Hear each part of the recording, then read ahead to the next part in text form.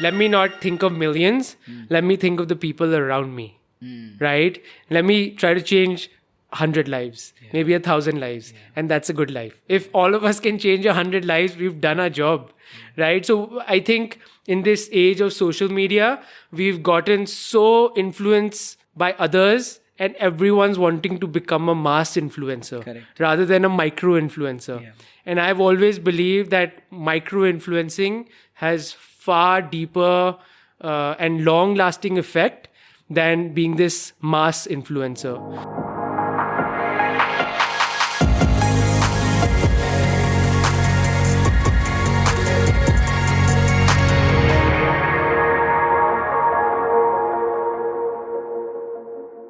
Welcome to episode 14. Today's guest is Nakul Butta. Nakul is a nanotechnology trained engineer turned a runner, a running coach, and now a fitness entrepreneur. Nakul founded a vibrant community called All in Running that has now become a lot more than running. According to Nakul, it now offers the most comprehensive holistic wellness solution in the country. Nakul himself is a brilliant athlete who has run sub-3 marathons, some ultra marathons, and a few with course records. And as a coach, he has helped numerous runners remarkably up their game over the last 5 to 6 years. I say this because some of those transformations have actually been of my own close friends. So I've been a witness to Nakul's and All in Running's journey pretty much from the beginning. You'll enjoy listening to it. But this podcast is actually so much more. I've been in the running scene for over a decade now and I'm familiar with the conversations, broadly speaking. But I was amazed by the fresh perspective Nakul brings to the table and talks at length about the things that are either never spoken about or not emphasized enough. Stuff like safety aspects in trail races, running self-supported, action-based community building, exploring the city's green spaces safely. He also talks about the FKT culture and the work him and his co-founder at Capital Trails, Kshitish, are doing to bring it to India. Nakul is also a vegan and a minimalist, a philosophy that I'm deeply curious about. There's just so much more in this conversation that'll keep you hooked right till the end. And so without further ado, this is me and Nakul Butta in the Find Your Ultra podcast episode 14. Indulge away.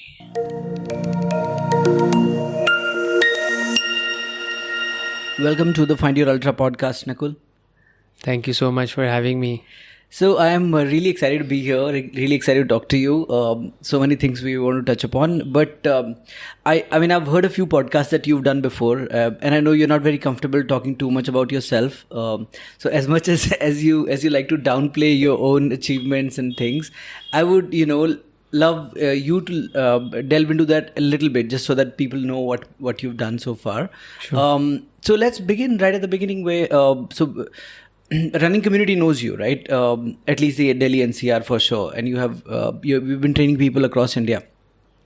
Let us get to know, Nakul, where were you born, your early years, and what sort of, or was there anything that had a major influence on where you are today? Anything that had a great impact on your life? Yeah, sure.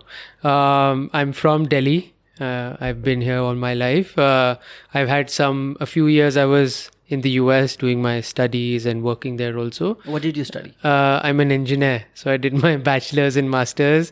My master's is in nanotechnology. Okay. And then I did mega machines for work. So coming to, I think my life has all been like, there's no continuation. It's just been one thing after another, but it's been extremely rewarding and I'm very lucky to have come to where I am today.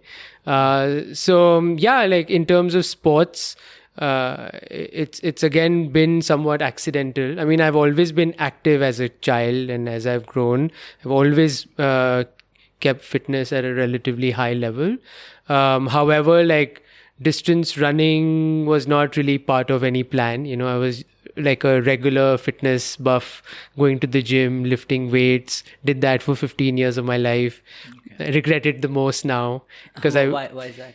Because I feel it's not real world fitness, right? If I rather would have loved to been exposed to like a rock climbing scene or something where I could have actually used my fitness, right? Whereas the gym fitness that people are doing these days and have been doing for the ages is just all indoor fitness mostly for aesthetics, it's not practical.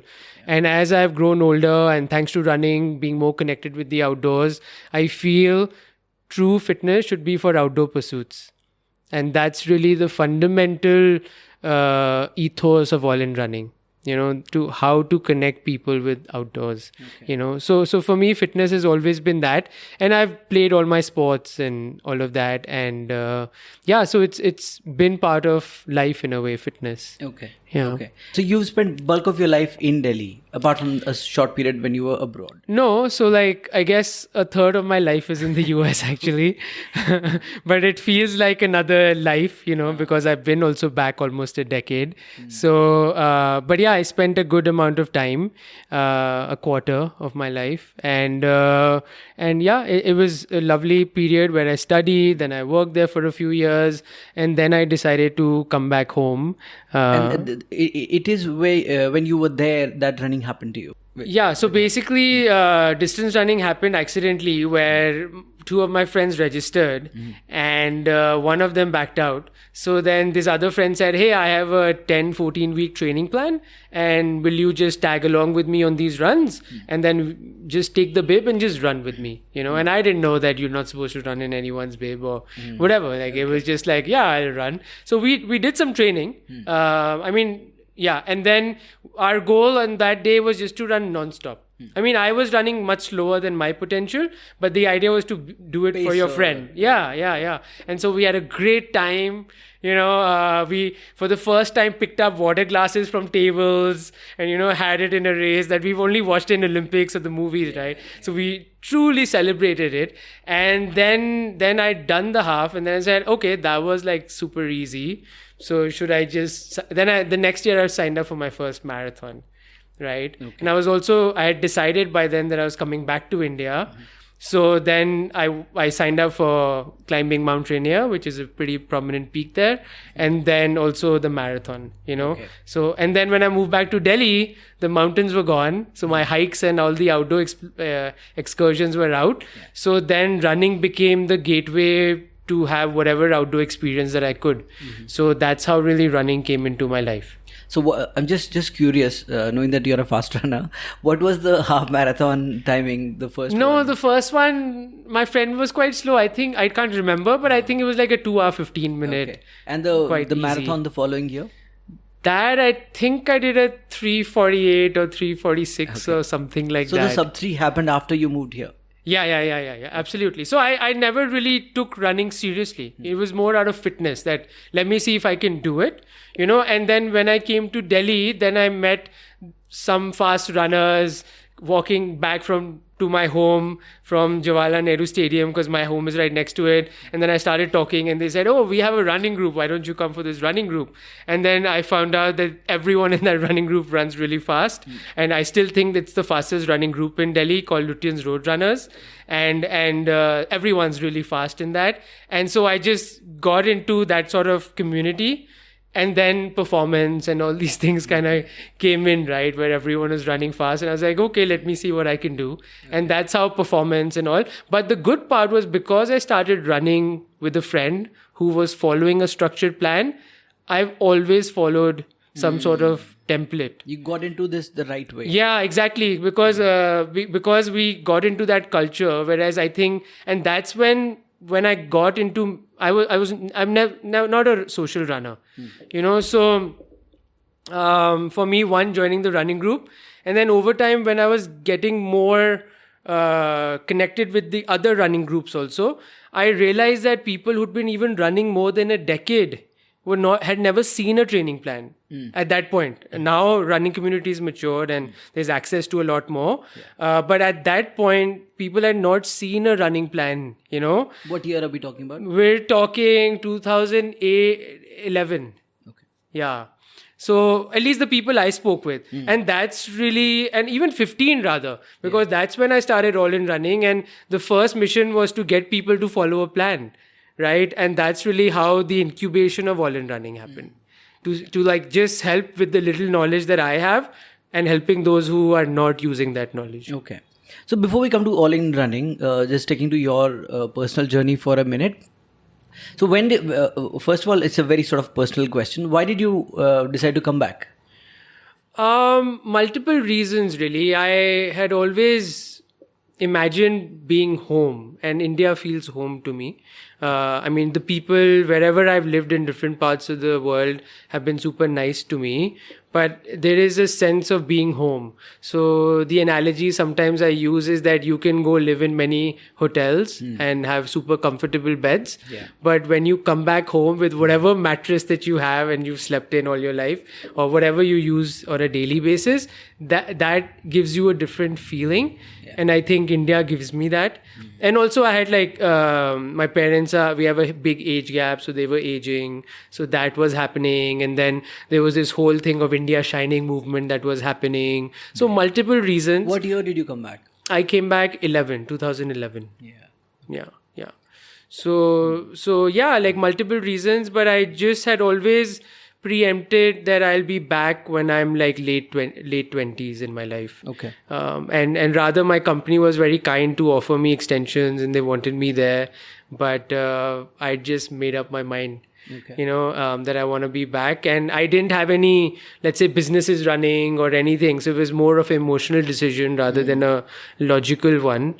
But I'm very happy that I did.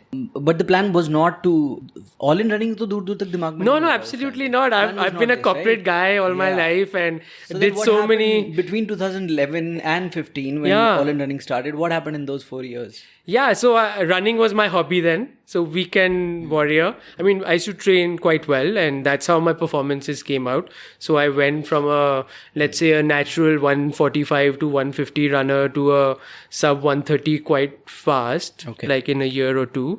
And then marathons and then different things. But again, we did it in a very gradual way. Unlike recently, more people jump into ultra marathons very quickly and, that movement has started. But we did it quite aram se. And,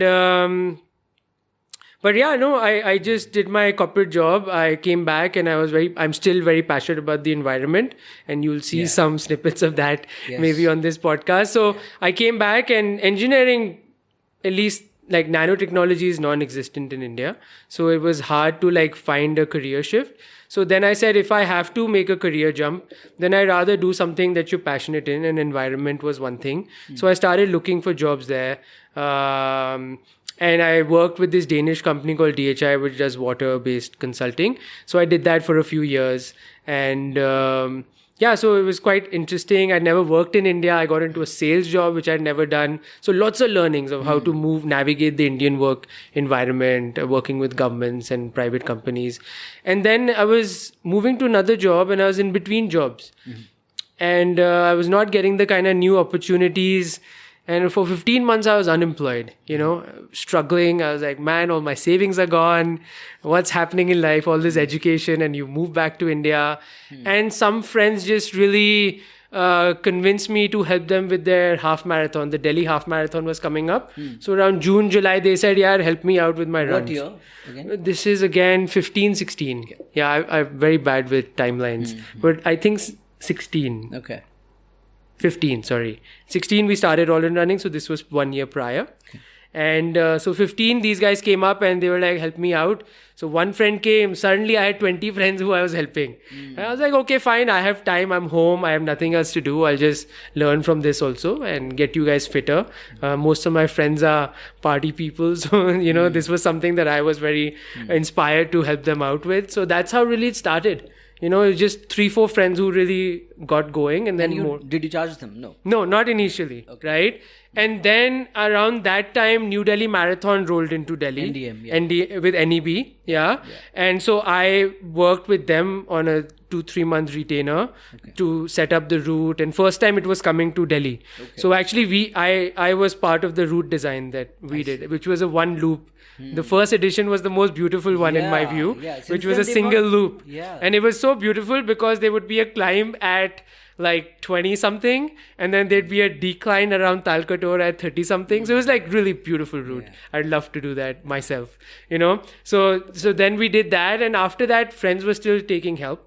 And then I said, okay, give me 500,000 so that at least you guys value what I'm giving you, That's how really things started. So it was accidental, unintentional, but it is life now. Yeah. But somehow it's falling into place.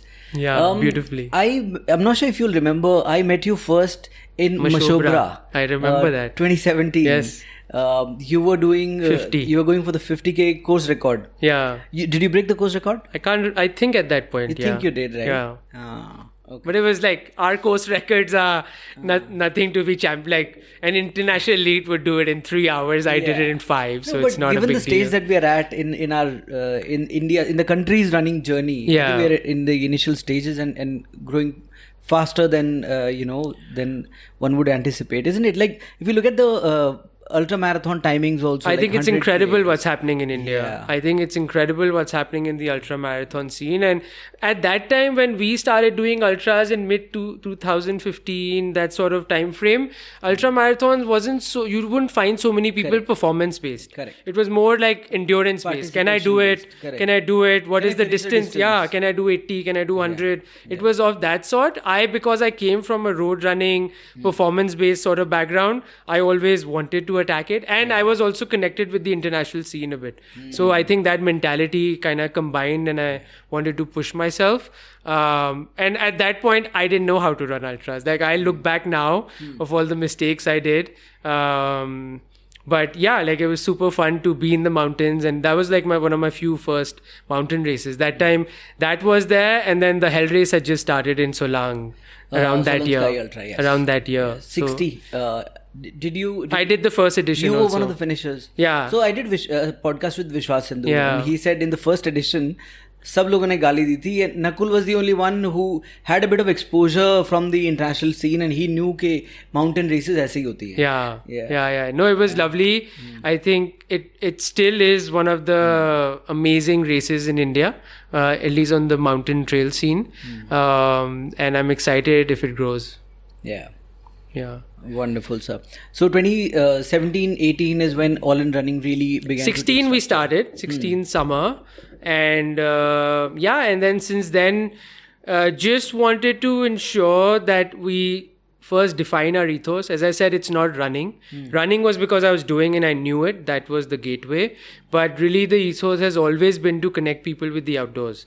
Okay. And for someone who's lived in a city all my life and having friends who are not connected with the outdoors so much, it's always been a challenge to figure that out. You know, either you sign up with the trekking company and you go for a trek, but in the running space, there wasn't anything. Sure. So really the ethos is connecting with the outdoors through your fitness, right? Whatever that may be it hiking, be it running, be it rock climbing, be it mountaineering, it doesn't matter. Because I genuinely feel this world needs better humans, right? And I think connection with nature and the outdoors makes us better. Right? Okay. I truly believe that, and that's the principle that I live by, and that's what we kind of try to spread with our running community, though we have to do it very slowly, you know, because if I say connect with the outdoors, people are not motivated, you know. True. So this is how we started. If you remember, we started something called Community Talks. Yeah. So the goal was to first bring out stories and inspire people, and that's on hold now.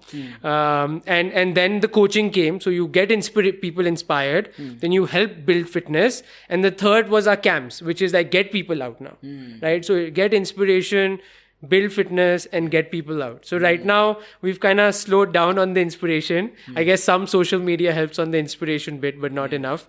And then the coaching has really diversified. And then there is obviously our trail running camps, which even today are the only ones of its kind in India. And I would love to have more people try this out, because I'm not very good with business. So my camps are very small and, you know, very kind of premium also. But I'd love to see more people get into the trail running camp scene. You know, internationally it's such a big scene, but in India no one organizes trail camps, right? We've been doing the camp since 2017, and we continue to be the only ones in India to do so. Right? There are on and off camps here and there. Some race will organize a camp before. We also help races organize camps. But generally, there's no like series of camps, right? Like a calendar. So we still are the only ones. Why do you think the growth of that has been slow? And why aren't too many people coming into it?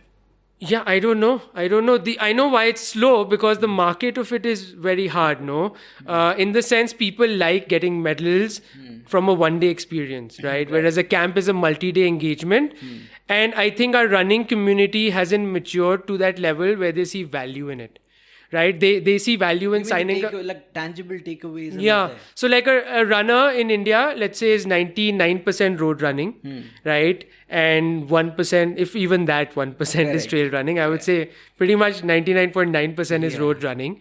And so what happens is,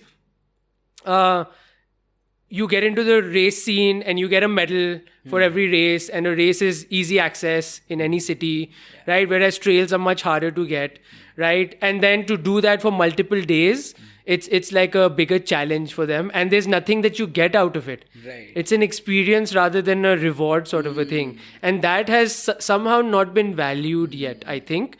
And this is something, we keep talking about our community. This word community gets thrown a lot out there. But for me, our community in India is not, it's maybe growing in volume, which I'm also not sure how much is growing by volume. But it's not, I feel, as the international community grew in terms of diversity. So like trail running is also very new, right? 1960s, 70s. European runners running up mountains, and same thing in America, right? And globally, people have been running in forests, but there was that pursuit of the outdoors there, and road running was happening. The Olympics were happening, so track running was happening, and then more and more people started experimenting. I think where we are lacking is the level of experimentation. We are not desiring experimentation, right? We are desiring very like measurable rewards. Let's run in Ladakh. Let's run in this place. Let's run at this distance, right? Again, these are all measurable, right? Half marathon, ultra marathon, this distance, that this time, right? Whereas trail running is really, if you know a little bit of outdoors, if you climb a mountain, 50% or maybe even higher, you come down without summiting. Yeah. So is that a failure? But in the outdoor scene, that's not seen as a failure. That's seen as a learning and as an opportunity to try again. And I feel that is something when our community of active people, let's say runners or anyone, starts looking at alternative experiences, right? Like adventure racing. In India, there is no adventure racing right now. There is the hack race that happens and a few others. But again, just thinking out of the box and going a little beyond, I feel that is when I would say the Indian active community or the running community has come to a level of maturity. I feel right now it's still very, what was happening 10 years back is what's happening now also. In some way, maybe at a larger scale. More events, more challenges, people are getting faster. But if you see, I did my sub 3, I can't remember, in 2017 maybe, Feb. Second NDM, I think. And I think we were top 50 rank in sub 3 then. And even today, I think you're top 80.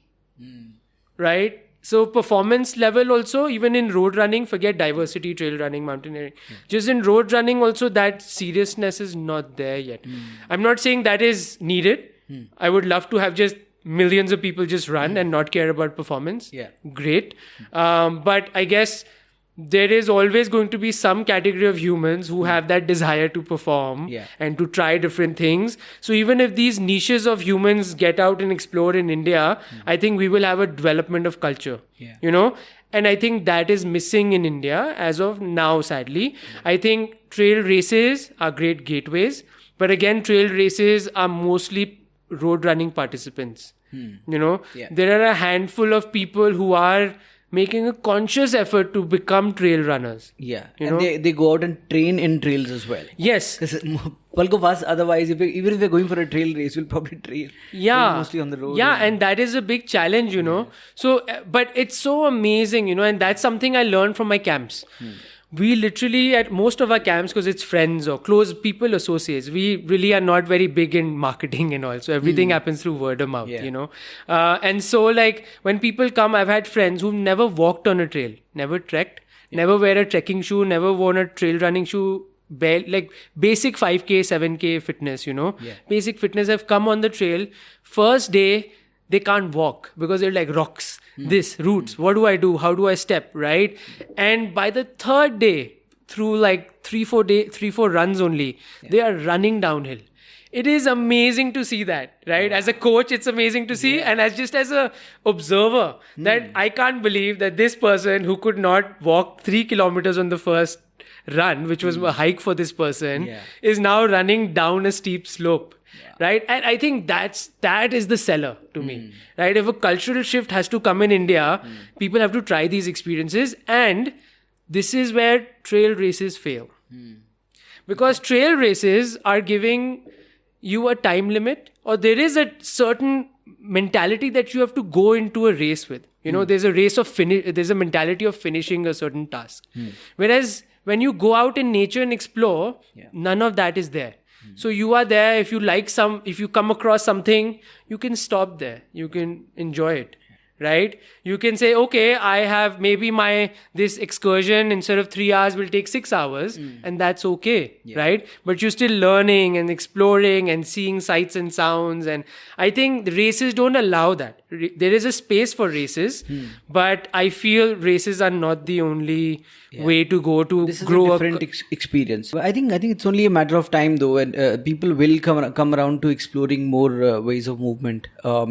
And like you said, people are currently used to, because I mean, even the running scene is not that old, right? It's only been a few years that every household now thinks that they can go out as a family, do a 5K, everybody can come back with medals. Yeah.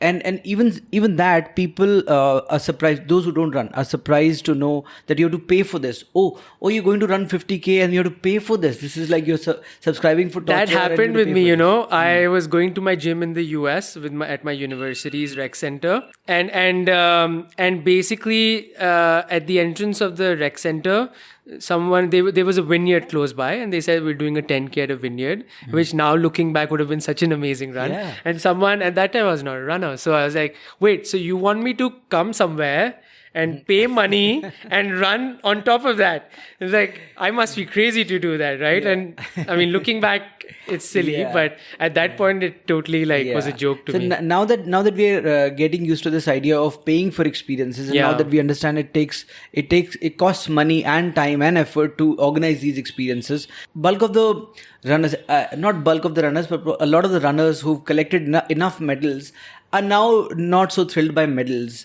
Yeah. And we'll slowly start moving towards experiences that have more takeaways, experiential takeaways than tangible. Yeah, but sadly, what I see that's happening is people are going in the road running circuit, but abroad.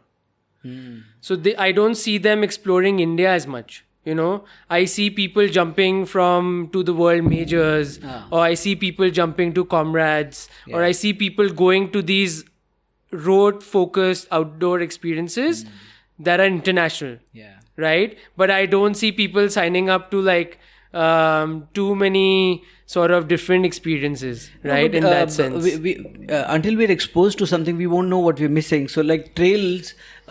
Most of Delhi hasn't seen the trails. So Capital Trails Initiative, I think I've dropped you a couple of messages on social media saying that this is a great initiative. Yeah. Like if I go and tell my somebody in my neighborhood that there is forests out here surrounding us. With leopards and hyenas exactly. Yeah. So just so that people have context, Delhi has one of the largest forest areas of any city in the world. Not in India, in the world. Wow. And we have wildlife from leopards to hyenas to Asian paw civets to hundreds of types of birds, like all in the open within 5 kilometers of where we're sitting. Wow. And people don't know that. And people think of pollution and overcrowdedness. Though like even actually pollution this winter we had lower than Bombay. Yeah. So just Delhi is changing, but this whole green space is unknown. And that's really where Kshitish and I, a couple of crazy people who love the outdoors, started this thing for bringing up awareness for the green spaces in Delhi. And so we started this initiative to map the trails, which continues to go on today. But we also started a small running club to at least get the runners away from the road running scene and just show them that there is this also. Just come once and just see if you enjoy it, because there has to be a gateway for people to explore, be it the camps in the Himalayas or capital trails in Delhi. And it's been transformative, it's been amazing to see all these people. Now we're a strong club of trail runners. I would say as a consistent club who's running on a monthly basis, we're probably the largest trail running community in India of like about 50 plus people. Wow. And tomorrow we have a great run also planned with about 20-30 people. And again, we've created trail loops like international circuits that people have.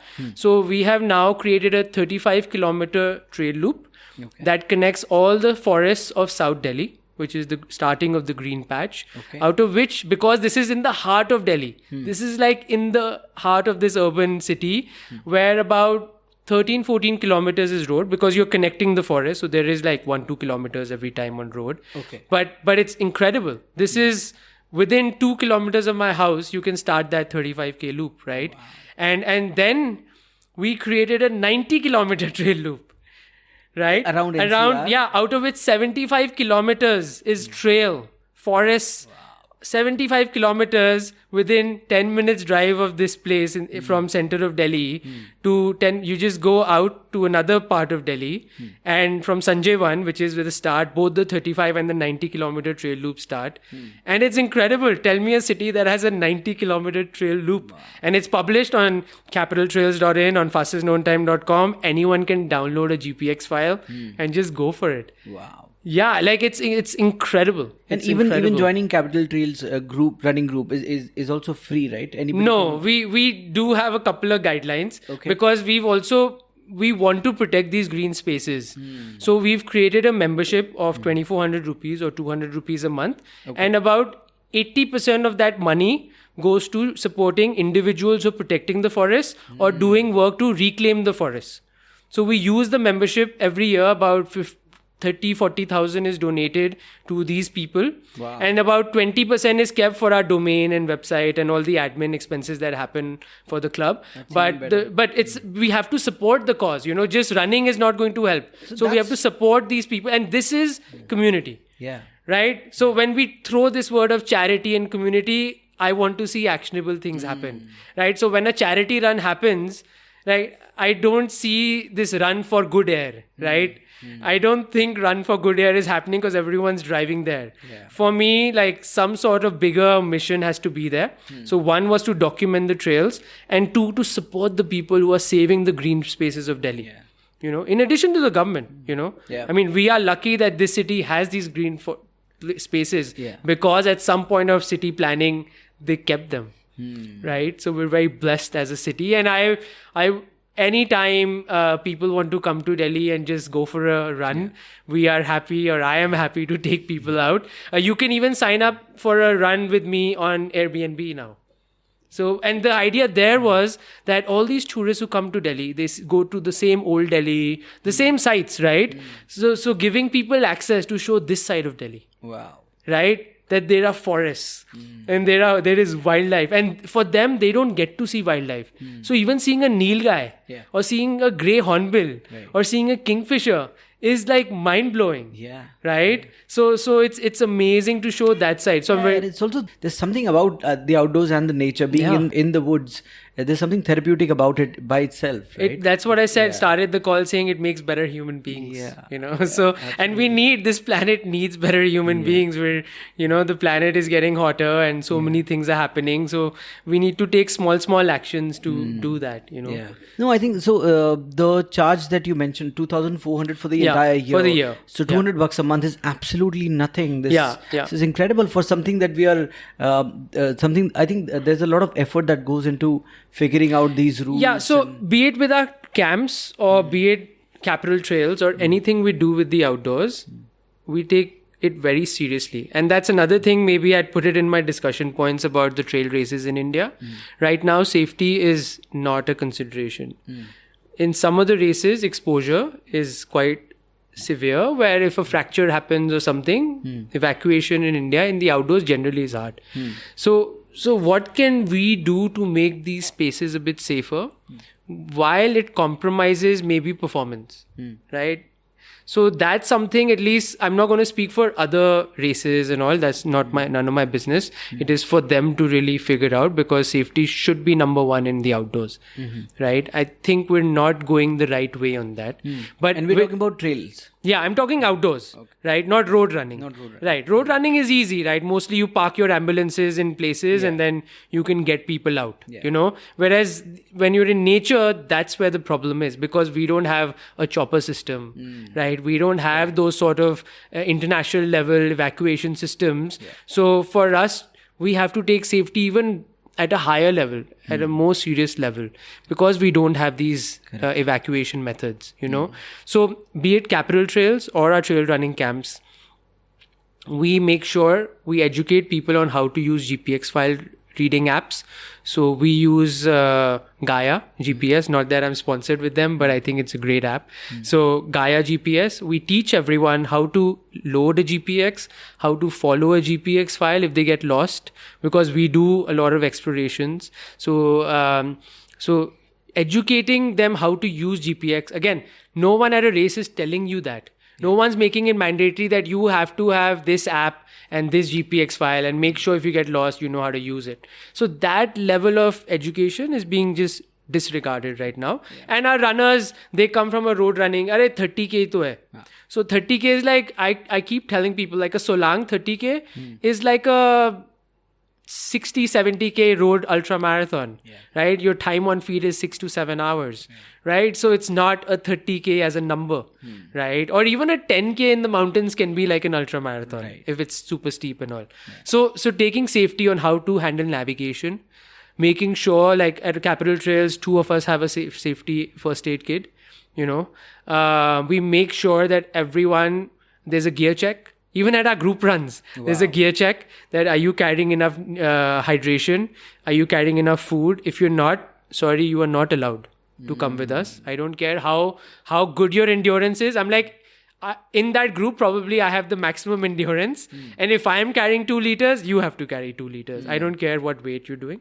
So we take care of safety. We tell them what is the closest hospital that's there. So like, whatever deep down level that we can do, you know. And same thing for our camps. So our camps are very premium. Everything we do is expensive, sadly. That's the sad part. But in order to do high quality stuff, we have to add cost, right? And again, like in India, races are going at cost, right? 2,000 rupee registration, 3,000 rupee registration. I can tell you, I've been on the race organization side. In the outdoor scene, anything under 10,000 rupees, you cannot give high quality. You have to give, if you want this safety, you want a heli evac option, you have to give safety, you know.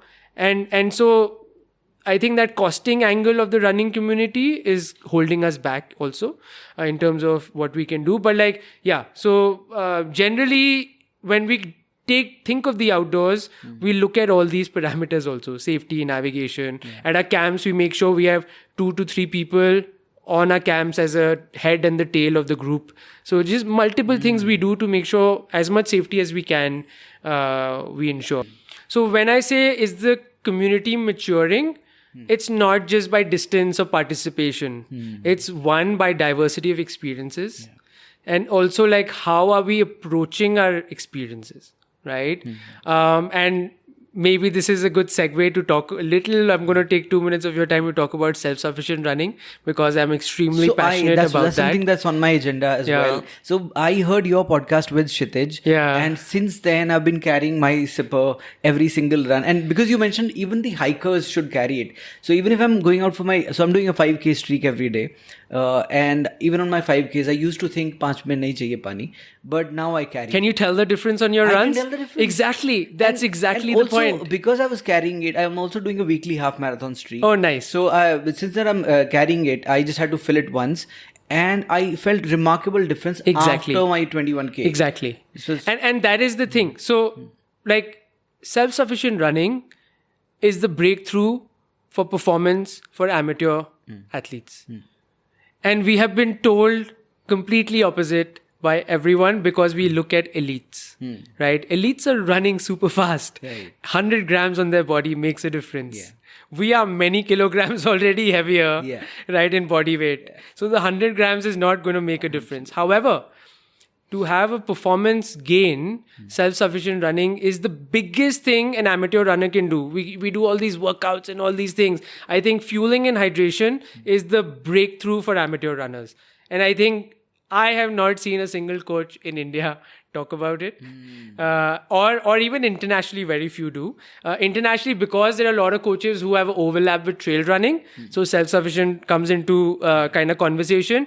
But in India, because there aren't too many coaches in the trail running space and there are not too many people doing trail running, the culture of self-sufficiency is non-existent, because in trail running, it's out of requirement. It's not out of preference, right? Whereas in road running, it's a preference. Like it's a choice that you make, right? And the reason for that is, one is that when you start fueling right, even on your 5K, as you mentioned, you can easily, your body has enough water in it to do a 5K. But when you start fueling it right, your entire rest of the day is going to go amazing, right? And your run is also going to be good. You're going to feel better. You're not going to feel thirsty by 3K, especially in a hot season. Yeah. And so you're going to just do better. You're going to feel better. Mentally, you'll be in a better space, And on race day, it makes a huge difference. One, I'm not dependent on aid stations. So I don't have to pick up a bottle and stop if a volunteer screws up a pickup and you get angry that, yaar, didn't give me the bottle properly. Two, I get to drink my own mix, right? What brand I have, what mix I have. I'm not going to get some random brand on the route that I've never had. Nothing new on race day rule, right? Three, I can have sips between aid stations when I'm thirsty. Most people take a water bottle and throw it after 2-3 sips. So then till the next aid station, they're dry. Whereas here, I can keep micro sipping, which is a better way to fuel for the body. It takes in more, right? So many reasons. I mean, there's a full blog on my Strava profile also on this, and there are now podcasts on it. Yeah. But just as a race performance, even for 10Ks, let alone a marathon or ultra marathons, run self-sufficient and you will save time, which is opposite to what you're told that if you run with something, you're adding weight, so you will be slower.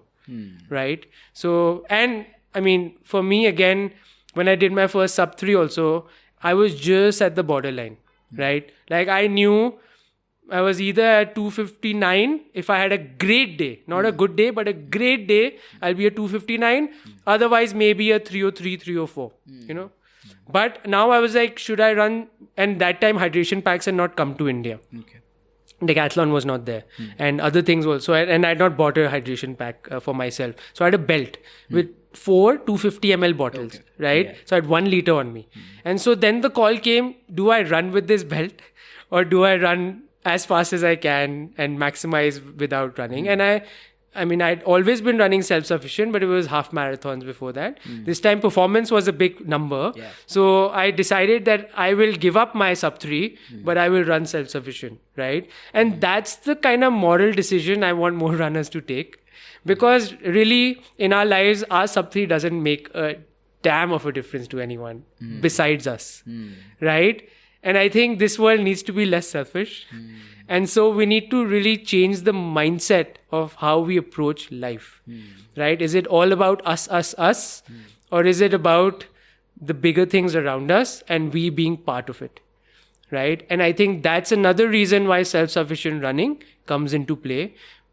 Why are we using single-use plastic and throwing it and causing all that waste when we know that's not degrading? And every runner is, let's say, trying to give their best, right? Yes. They're trying to run their version of sub 3. Yes.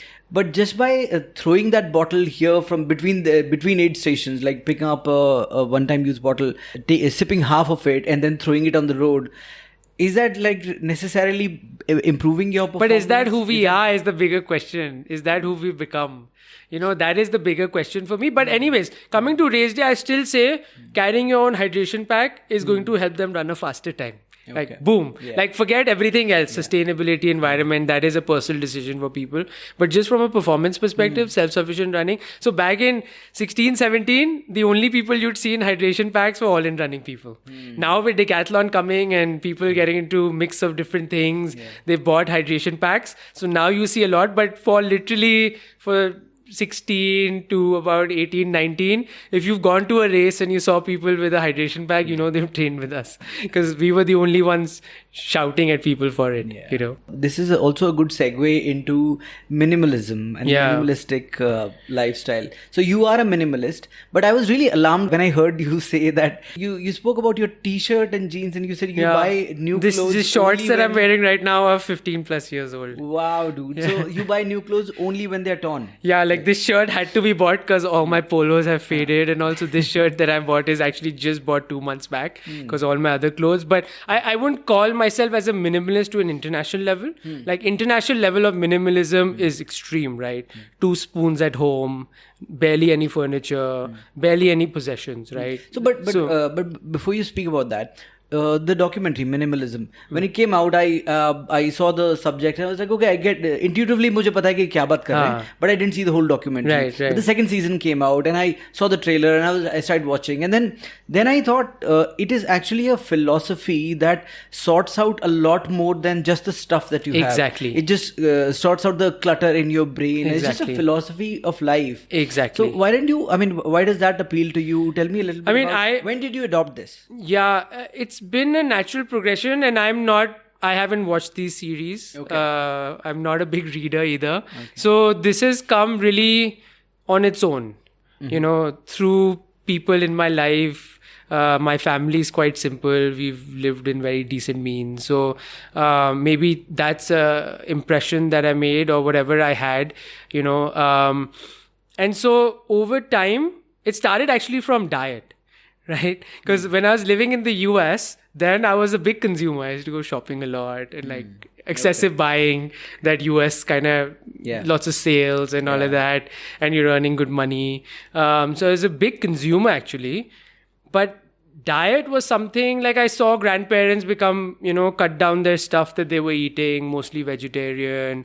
So I was inspired and I'm like, why are people aging and trying to simplify their life, you know? So I really took inspiration from the elders and kind of started giving up red meat. And I was in Texas, so like big barbecue country. So like started giving up red meat, and I basically turned vegan over like 4 or 5 years, like slowly simplifying my diet. Though the joke is that actually when I go out now, it's actually more complicated because I don't get much, right? Like you can't really go out to Italian places, and if you Mughlai you can't have, you know. So but like so that's really where it started. And with life generally, with clothing, once I moved back, I was like, my closet is still full, right? So why do I need more, right? And I don't understand, buy 3 shirts because it's at 66% off. I don't need 3 shirts, so I don't need 1. Why would I buy 3, right? So that whole concept of consumerism has taken over. And then you look at the global perspective of the impact of your dietary choices, the impact of fashion on environment, on your existence. And fashion and food is like about 25% of a polluter in the world, right? Combined. You would think automobiles and all, right? So like if you can control the things that you can control. Food is 25% of the contributor in the pollution globally. Yeah, because like a lot of the food is meat-based still globally. Okay. And like, so that's where the vegan kind of conversation goes, is that about 80% of the land use is for meat and 70% of the fresh water that is used is for meat, right? So like, that's one reason. And so obviously all of that creates pollution also, right? So that, and then in terms of fashion, like this whole concept of fast fashion, right? That you wear something and then it goes out of fashion. Is a very modern sort of 20-30-year-old concept. So, and then clothing is nothing really gets recycled in the world. This whole concept of 3 R's, reuse, recycle, and whatever the third one is I don't agree with it, because reuse happens but rarely.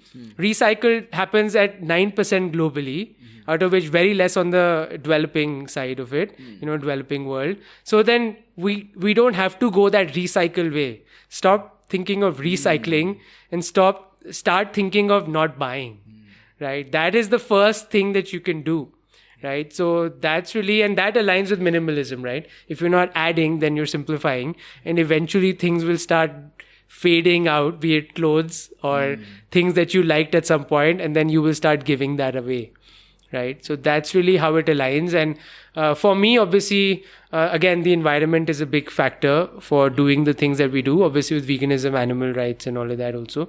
But yeah, my life success story would be, how can I, at a later point in my life, transform my lifestyle so that overall my life has a carbon positive impact.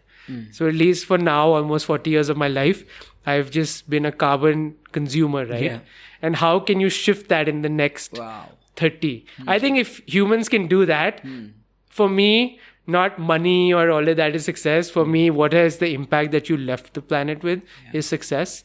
And again, looping back to running, connecting again with people with the outdoors, hopefully will allow them to see the pollution around them, allow them to see the glaciers melting, allow them to see the plastic waste in like pristine trails of Himalayas, and then maybe think back of buying more, right? So I think it's a full circle, but till we don't have the fitness, we can't get to the outdoors. And till we don't see the things that are happening to the outdoors, we can't really look back and say how to live a good life, right? So I think that is important. Yeah, no, whatever we can't see, it does not happen. So when you're smoking, you can't see what impact it has on the lungs. If there was a meter directly showing you what is happening, you'll probably be more open to change. Correct. Yeah. Great, sir. And I would say, like, a lot of people think that the outdoors are inaccessible. And this is actually a global conversation. Even abroad, they're finding this, especially with multi-race, multi-ethnic sort of backgrounds, different socio-economic backgrounds. Because still outdoors is a privileged sort of thing. Not so much in India, because here a lot of people are living in villages and they have access to the outdoors, but internationally outdoors is quite a privileged thing. You have to get permits and guides and all of that, which is very expensive. So but here, like, even if you're living in the city, you can find a lot of nature if you're willing to do so, right? Even a congested city like Bombay, you can get to some good natural sort of space in an hour 15 minutes. Same thing for Bangalore. Bangalore has so many things around the city. So like there's so many cities that you can get to nature if you're looking around. But I think that desire to connect on a consistent basis. So a lot of people do these weekend walks once in a year. Some opportunity comes. I think that's great as a starter. But I think one has to figure out how to prioritize and bring outdoors in life. And I think joining some communities is actually the only way, because I don't see too many people being open to the idea of just showing up in the jungle somewhere. Exactly. Like taking your family. And they would be scared also, especially women, women in India generally, the safety angle in India is not that high. And so like generally and globally actually there is an issue with women getting out on trail, alone. It's changing. It's a conversation that is happening, but much bigger in India. And so, it is always good it's always good to be with someone in the outdoors as a backup, so that's always recommended. And second, prioritize safety. Even if you're going back. And then it also brings up these ethos, right? You go with a friend, that person likes it. I'm pretty sure if you do a fun outdoorsy thing, you will enjoy it. And then you're like, let me get another guy or another person, right? And then another friend and another friend. And suddenly, this is how the shift happens, right? And actually, that's the way I approach life. I'm not big on social media.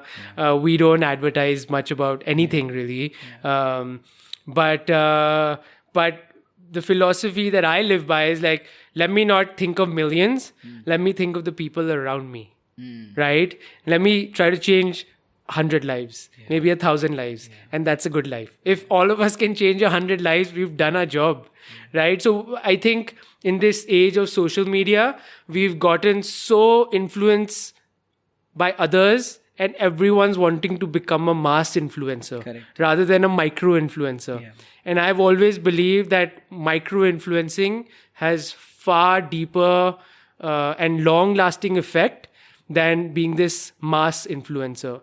So, which is the fundamental reason why I'm not pro social media as much. However, it has tools. For example, people like me seek new ideas and experiences by looking outside, because in India we don't have that ecosystem of people trying new things. That's how we really started the FKT culture in India and documenting FKT roots, right? So, for example, internationally, running is multi-fronted. So at the college level, there's a lot of track running and cross country. And then you come out and then you're in the trail running or the road running scene. Now, within each of them, there are further segments. So in road running, there's 5K, 10K, half marathon, marathon, ultra marathon, stadium runs also now, I guess part of that. Then in trail running, you have, again, different levels. There's like crazy vertical kilometer races that are just, they kill you, just by climbing. And then there are these ultra marathons that are now, 250 miles people are running in 4-5 days, out in nature. So there's this entire spread. And within this trail running or outdoor spread, there is a small culture that started called the fastest known time. And the concept that started in the UK has a history of recorded times, but it's not called fastest known times because they've always had a register where people wrote down records.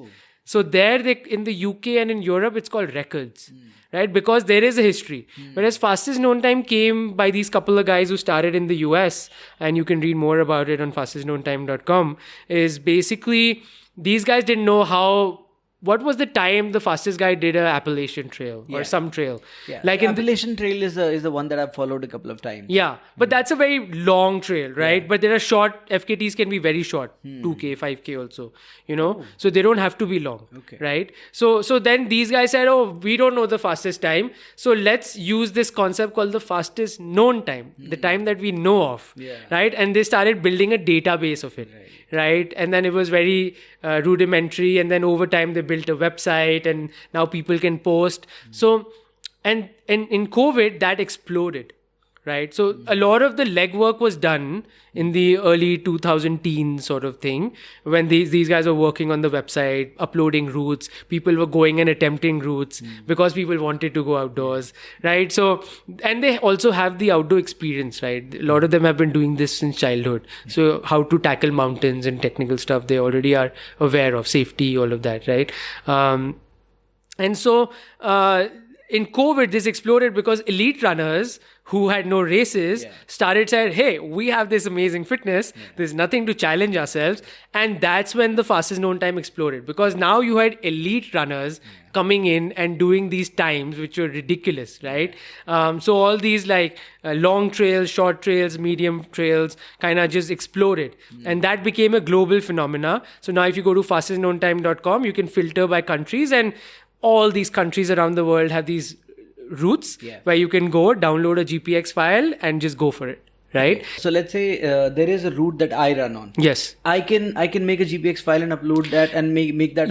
It's like a Strava segment in a way. So it's like any segment on any app, except it should have some characteristic nature, right? If you do a local 5K around your home, it doesn't, in my view, again, this is more... It doesn't invite more people to... Yeah. It should be something tempting about exactly. It should have a character to that thing, right? So if you think that as a character, I think then... And it's still a man-powered sort of thing. Everyone, you submit your file, you give a write-up, you attach photos, and they decide if it's to be approved or not. So it's not just an auto-upload like a Strava segment, So it's a really... And so... because we're connected with the outdoors and there was nothing like this in India. So a few years back, we started documenting. Around that time, Kyron also did the fastest known time of Friendship Peak. Yes. And so obviously Kyron has a good setup of video recording and all. So I think that really brought out the word fastest known time. However, like some of us had been kind of doing the legwork in the background. But we've not been publishing, and I'm still bad at publishing. We've done many routes, but I've only published 4-5. So we are doing multiple things. So like the Capital Trails 35K and the 90K have been published on fastest known time. My friend Mohit Oberoi and I are trying to publish more routes in the Himalayas. So if you go and sort by India in the Himalayas, you'll see more fastest known time routes. Which areas then? Himachal, Uttarakhand, so far we've done. I have to still upload the file. And these could be trekking routes also. So like the Kashmir Great Lakes is exactly 100K. So someday, hopefully, if I can get away from all-in running work, our task is to do it in 14, 15 hours, right? This 7-day trek that can be done in 14, 15 hours. So it's basically your trekking routes. But sadly, the Indian outdoor operators have not documented anything. There are no GPX files, right? So I think the biggest work that is happening is by Peter Van Geet. He's a legend. I don't know him personally. I've met him, but I don't know him. He doesn't know me. But I think the work he's doing for the Indian outdoors is just massive. He's documented so many miles and miles of GPX files, and we are just doing a small snippet of what he's doing. But we are also doing slightly more characterful documentation rather than entire. He's doing mapping in a way, right? We are doing certain characteristics of a loop. So, for example, we started, and this Mohit's the outdoor guy. I just go with him. Would love to meet Mohit. Yeah, we have to do a podcast with him. But so basically, we curated the first FKTs to be closer to the city. So 6 to 8 hours for drive from Delhi. Okay. Right? So that makes access easier. And 1-day FKTs rather than multi-day. So our first few FKTs, 7 to 8, which are only few are published yet, are all single day close to city. When I say close, 8 to 10 hour drive, FKTs. Okay. Right. So that makes it accessible. And the whole idea is, while right now, first we have to build a culture of trail running. And then we have to build a culture of self-sufficient trail runners. And then comes FKT. Right. So it is a big multi-year journey, but we have to build a database just the way the FKT guys were doing it in the US. That they started building a database, and then suddenly there was a breakthrough moment where people wanted to do this. So right now our goal over the coming years is to build this database, and I encourage everyone, people in Pune or anywhere that has trails or some character. And there is a road FKT culture also. So we've also published, Kshitij and I published the Ring Road of Delhi FKT, which is exactly like 47K. Okay. So you can do a road FKT in Delhi. So you can run the length of the ring road. 47K, and do your FKT. So it's not only trail. So then we can go on to fkt.com's filter by India. Filter by India. And see all these routes, and you can see 3-4 routes in Delhi. Exactly. And you will see whoever's done the fastest. Okay. So right now, even like I have done the fastest in many with Mohit, but we've not published ourselves as the fastest people because we were the first. So we are not publishing because in the first one you're going very slow. Like, have you just not mentioned the time yet? No, we haven't. I haven't put it up on fastestknowntime.com. The GPX file is not there. I have to do the full write-up and all of that. I haven't done. But it will happen. It's just a matter of time. So when I want to upload something on FKT, I have to first run that FKT. Preferably, yes. Yes. Or in sections and then stitch the GPX file. That's what we did for the 90K in Delhi NCR. We haven't, Kshitij and I plan to do it together because we've designed it. So we want to do it together. But we did that in sections and then we stitched it. Right. So you can do that also and submit it. Right. For someone to try. But ideally you should have gone and seen, because this is outdoors and you want to make sure that the route, like the ring road one, we ran on the outside. So the loop is slightly bigger. So next time when I do the inside, I think it may be 45K, but it'll be a cleaner route. And then I'll email FKT and say, hey, I have a better file. So it's a work in progress, because even with big trails, the trails keep changing or the routes keep changing. So you keep submitting. And then you keep getting that validated. And even, and again, this is just the record breaking angle of it and the documentation angle of it. But then FKT is also 3 different types of FKTs. So there is self-supported, there is supported, and there is unsupported. So I guess unsupported and supportive are the extremes, and the middle is self-supported. Right? So supported is very simple. If I'm doing, let's say, the Delhi Ring Road FKT, someone, a car or motorbike is with me and they can just hand over the water to me. So their performance is easier because you have all the support that you need, right? And this helps in multi-day adventures because someone is cooking your food. You just do the distance, come and food is ready. So they're supported. Self-supported is where you are doing something, and let's say if I'm doing the ring road FKT, I park the water bottle midway, hide it somewhere.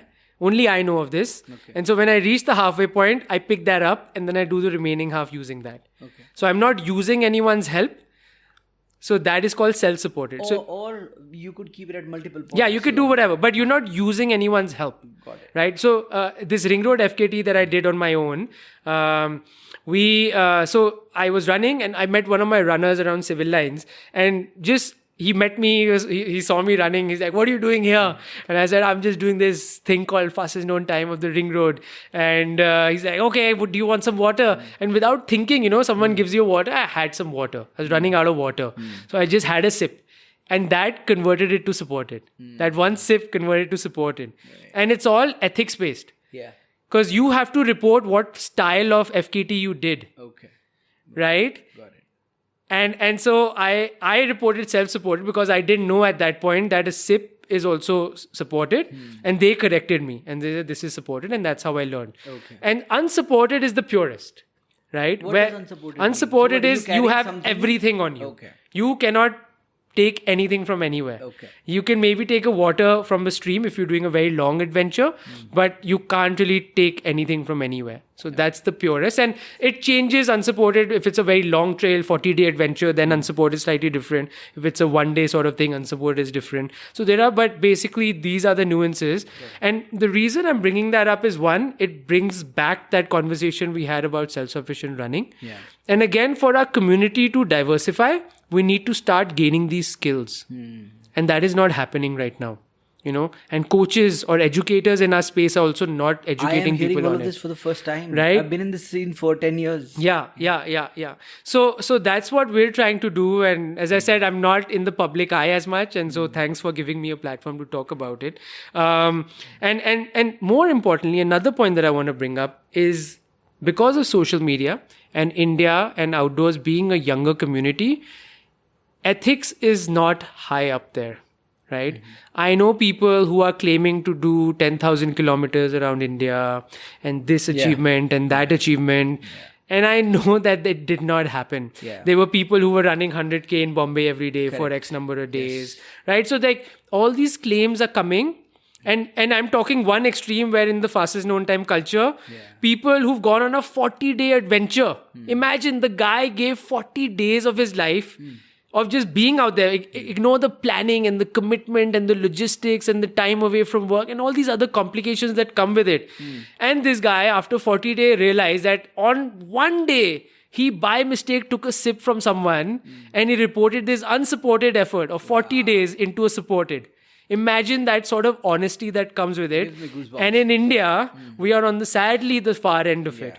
Where to get quick celebrity status or attention, our ethics is like hitting rock bottom, right? And social media is not helping because they get followers out of certain way of saying things and showing their achievements, which may not be true. And so that is something that scares me in the fastest known time culture if it comes to India, of this honesty sort of angle, which is why I'm happy that the FKT culture is not here yet. I'd like the ethics angle of our community to go up a bit and then maybe come to it. But I'd love just our community. So this is actually what I call maturing of our community. It's not how many runners, how many running groups, how many events. To me, how are we practicing the things that we do, how we live by the ethos that, and how we play our sport. All of that is really community and culture, Amazing. And I don't know if the right conversations are even happening about it, So I would love to have more coaches look this up and encourage more people to try new experiences. Just to give you an example, at All In Running today, just today, we have 4 people running Saturday runs, firstly, like crazy, like normally runs are Sundays. But today we have 4 people all running on racing on a Saturday. One did a park run, which is, do you know about park runs? No. We should talk about park runs because that's another really amazing culture that's not in India, but it's abroad. So this started in the UK. Okay. Every weekend, there is a free run that happens, timed run that happens for free every weekend in thousands of places around the world. Okay. You just do a one-time registration on their website. You get a bib number that's a digital bib, and you show up at the start line. You have random people who've shown up through this website, and they just run a course. It's typically a 5K. Some races have a 10K, but that's it. It's a short, fun run in local parks. Okay. So imagine if you're doing a 5K park run or a 10K park run in Sanjay One every weekend, and people show up, and there are people who are extremely fast, like 14-minute 5K guys, to like average runners, right? And this movement started in the UK, and now it's a global phenomena. So we had one runner who did a park run in Warsaw, Poland today, 5K. She ran a personal best. We had one person doing it, a local 5K in Warwick in UK. And we have someone running their first 10K in San Diego. And we have someone doing their first 10K in New Jersey, right? 4 people in 4 different parts of the world doing just a different experience. Some for the first time, some doing personal best.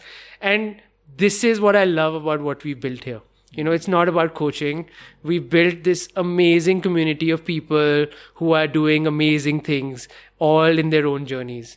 We have people who are trying to first summit peak their training for. We have people coming for their first trail runs. We have people signed up for their first trail race, their first ultra marathon, their first 5K, first person to run their non-stop run. This whole diversity of people, because we as knowledge givers are encouraging that, right? And I think we're losing that in this whole space. And I don't even want to get into the triathlon scene and what's happening there. So why not? Is All In Running also? No, I'm not. I don't intend to unless I really see a reason for it. Because for me, running is very liberating. And there is again, coming to that minimalism form of simplicity, there is something beautiful about running. Swimming requires a lot of access. It is probably the most beautiful movement out there. Swimming. It's full body, it's in a very beautiful medium. So in that sense, I have this passion for it, right? From a logical perspective, but access is an issue, and open water swimming is in challenge, especially in Delhi or, different parts of the country also, even in places with access to sea, So access is a problem with swimming. And then seasons. Seasons and all. And even if you overcome that, then there are other challenges that come with it. 2, cycling is, I feel, a very materialistic sort of sport. It's beautiful. I was gifted a road bike by a very dear friend I'm so grateful for. And or I've been loaned a road bike. And I started riding on and off. But again, I see this culture of getting the better aero wheel and getting a better bike and getting a better this and getting a better that. And I don't like that culture, And for me, first I have to align with the culture. Then comes business and economies of scale and commerce. But I'm not in line with this whole triathlon scene. I think I admire triathletes. I think it's incredible what they do. That they, like, their training is crazy, right? Insane. They swim and then they bike and then they run and then they come back and they do it the next day, and it's just incredible. Like for a runner who runs just like one activity and comes back and maybe some strength training and mobility, right? But that is crazy to me, right? So I really admire this multi-sport angle of it. I really admire that. But this as a lifestyle.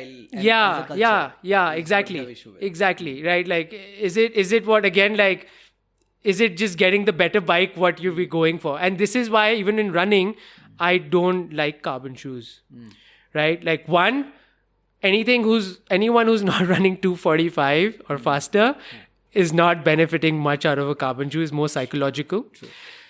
2, they're deteriorating their gait because a fixed plate is not helping their gait. And this is again not talked about. You see these people wearing 25,000 rupee shoes, and I see them running and I cringe. My face cringes when I see their landing, right? Because their gait is so messed up because of the soft foam and the hard plate and all that's happening. And thirdly, the sustainability angle of it, right? So our shoes are plastic. We throw them away after 500, 600K. With a good shoe, a carbon shoe is 300K, maybe 350K, right? And it all goes to landfill. right? There's no recycling happening of most shoes, right? And anyone who's talking about recycle, we use recycled plastic. It's just a gimmick, 10%, 15%, you know, it's all trash. Carbon offsetting, all of that is gimmick. Yeah. However, new brands are coming. So like On abroad has started a subscription-based model where they take back the shoe. Okay. And then they send you a new shoe, and then they recycle that shoe. And the bill of materials for some of the brands are making it out of only 5-6 materials. So then it's easy to separate 5-6 rather than 20 materials. So there's a lot of sustainability movement happening internationally, but nothing in India. In India, we are basically being fooled by shoe companies. We don't get half sizes. We don't get white shoes. We pay double. So I'm like, wait, so we're paying double the money. We don't get the size we want, and we don't get like... Why isn't it available? Wides are not available. Half sizes are not available. Commerce. Yeah, just like... So I feel like we are just being made stupid, you know? But anyway, so like, again, this whole culture coming from the triathlete scene, just bringing this carbon shoe culture that's come in, because looking at Kipchoge and all these great runners, these everyday athletes are buying it. I think it's not good for their running, number one. It'll get them injured. I've had many athletes who've tried it and gotten injured, despite me telling them not to, because people want to try, and then as coaches we have to then let go, right? We can say 5 times and after that we have to let go, right? And they've gotten injured because of it, right? So I think it's not good for running, for the human body, for them, and it's not good for this planet also. So I'm not in favor of carbon shoes at all. Again, this is something that you will not hear from people, right? And we do a lot of these different things, small things that we do differently, right? For example, today I can publicly say, this is probably the first podcast I'm saying it, that I think today we are the finest coaching program in India. We are also the only holistic program in India. And this word holistic, just like community, gets thrown a lot out there. Yeah, so I was going to say... So what makes it holistic? So like what I speak of is like the fundamentals of fitness. And so I put them in 5 categories. So you have cardiovascular, strength, mobility, nutrition, and mental. Right? These are the 5. And we are the only program in India that cover all 5. Right? And we have experts and coaches in all 5. Okay. Right? So typically if you go to a gym, which is 99% of our fitness industry is indoors, right? So they go, and maybe there are some treadmills and ellipticals, and also there's a little bit of cardiovascular equipment there, but they're not doing cardiovascular endurance. They maybe do a 5 to 10 minute warm up before their strength session, right? So you're not getting into that endurance phase of the body, right? So they do some cardio. A lot of the gyms also have time limits on the exactly. You can use your treadmill. Yeah, exactly. So in the gym, you're probably doing strength and a little bit of cardio. If I just give that as a benefit of doubt, very few indoor facilities have mobility work, right? And I'll come to mobility last because it's the biggest thing that makes us the differentiator. So in an indoor space, typically it's 2, maybe 3 dimensions of fitness. I don't know of any indoor space that's selling nutrition. Right? Or has a sports psychologist. I think there is a facility here that has sporting ethos has 3 to 4 dimensions, but cardiovascular is not their forte. So we are really the only program in India that has all these 5 dimensions. And I can challenge anyone out there or to show that they have all 5, right? Or they're truly holistic, right? If you go to a yoga center or a yoga class, you're high on mobility dimension and little bit on the strength dimension, but hardly anything on cardio. Or nutrition also, right? Or you'll have to go to the Ayurveda side where there is a lot of nutrition, but then again, some of the elements. So again, if you look at these 5 elements, you don't see that anywhere. So in that way, we are the most holistic. Right? And again, we are different in the sense that most coaches and experts in India are do-it-all. Again, that's something I don't think is healthy, not for the coaches. So the coach will be like, I'll give you running, I'll give you strength, I'll give you nutrition, I'll give you everything. I know everything. I am do-it-all, know-it-all. That is the guru culture that comes also from our history, sadly. And that same guru culture continues to be so. And we are actually opposite of that, right? So when people ask me for strength, we're like, let's speak with people who really know this, right? I know distance running, I know trail running, I know a little bit of the outdoors. But when it comes to nutrition, speak with our nutrition expert who's written books on it, who's got 20 years of experience. Speak to our strength coach who's got technical experience in that. Speak to our sports counselor who can tell you how to prepare for a race mentally, right? Speak with our yoga expert or our sports doc to really get that mobility angle going, right? So this is what we differ with. Sadly, when you employ multiple coaches, it becomes expensive. This is why we are also India's most expensive coaching program, sadly. But this is the right ethos. But this is the program that you have. So if anybody subscribes to the coaching, this is what they get. They get access to all? No. So we have levels because not everyone will want to spend 25,000 rupees or more a month, So we start with basic level where you will, at least on the physical, most people come for the physical. We have people who sign up for nutrition also, or just psychology, sports psychology. But we also, like on the fitness side of it, we do 3 dimensions, right? So we'll do cardiovascular, strength, mobility. Now we bring in different players based on people's budget. Right. So let's say our most popular program is no longer the running program. It's our general fitness program, right? We call it all-in training, right? So that is for anyone who wants to just get active, but in a very different way, right? So for them, we'll do get them to run, get them to 5K fitness, just basic cardiovascular endurance, get them to do some strength and then mobility. Again, with mobility, we do very different. Most people will do some random stretching. That's mobility in their definition. For some advanced people, doing a yoga class is mobility. Now, I am against yoga and walking in general. So India is full of walkers. And sadly, while brisk walking is an extremely effective cardiovascular endurance activity, easy walking is of not much use. And step counting through Fitbit and all these things is of not much use. Right? It doesn't make... If you see uncles and aunties at Lodi Garden who I know have been coming for 30 years, they still look the same. Right? So they've not changed through 30 years of walking. Why don't they change? Because the body adapts to that amount of movement. No, because the walking itself is not effective. Brisk walking is very effective because now your heart's pumping and you're burning calories and doing the... Standing is almost slightly more... slow walking is slightly higher than standing in terms of calorie burn. Right? And obviously nutrition has a big part of why people don't change body shape and all of that. But so we are anti-walking and anti-yoga. Not to say they are bad. Why anti-yoga though? Yeah, coming to that. So a lot of people are spending 3 to 5 sessions a week. Those who are practicing yoga are doing that. Again, yoga is beautiful as a movement, as an activity, all for it. Now what happens is in this balanced approach with 5 dimensions, we only have so much time in life. So let's say if for an average person, I have to ask for 5 hours in a week, 5 hours in 7 days, if I have to ask for wellness, right? Now I have to balance in these 5 dimensions, right? So maybe I will ask for 1 to 1.5 hours in cardiovascular, right? 1 hour to 1 hour 15 minutes in strength, and maybe 30 to 60 minutes in mobility, right? So now if I have 30 to 60 minutes in mobility in a week, I can't do multiple yoga classes. Right. So with the limited time, I have to have a balanced approach. And this is why I don't like yoga classes. Not that yoga is, so we tell our members, if you have more time, go for it, right? But if you don't have time, then let's do very specific work.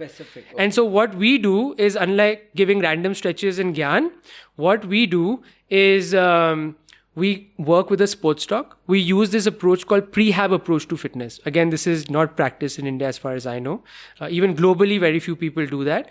So there's rehab where people get injured and then you go to a specialist, which is practiced by everyone, right? But prehab is preempting your injury. Okay. So all our members go in advance so on a monthly basis, we see a sports doc. Okay. The sports doc evaluates medically our body. What are our imbalances? What are our issues? What were our pain points? And then we get a 10 to 20 minute mobility routine that is bang on to the job that our body needs. Okay. And this is unique in our that. So we again are employing an expert I am not saying I am the expert in this. Let's get the expert in and let's get that expertise in so that your body is getting what you need. Instead of spending thousands of rupees later. So a lot of beginners who join our program are like, my body is fine. Why do I have to go? I'm like, but your body is also getting loaded over time. We are going to push you as coaches over time. And so we are going to stay ahead of the load rather than behind it. So that's another thing. And So as you increase the load, there are bound to be imbalances, is what you're saying. And also the sport you play. Running is an impact sport. Correct. You will get injured. Yeah. You cannot get away. Like, there is no injury-free running. Anyone who uses the word injury-free is not honest. Or they're not pushing themselves. No, but you will get injured even if you run slow because it's an impact sport. You can't get on a rugby field and say, "Yaar, I don't want to get hurt." You will get hit and it will hurt, right? So what you can do is get stronger as a runner, and what you can do is minimize your injury risk. That's what we do. We can't eliminate, we can minimize the risk, right? And so this whole concept of injury-free, pain-free is not real, right? It's like minimizing. Right? So that's what we try to do as coaches, right? And another thing that we're unique, or I think we do differently is this hands-off approach to fitness.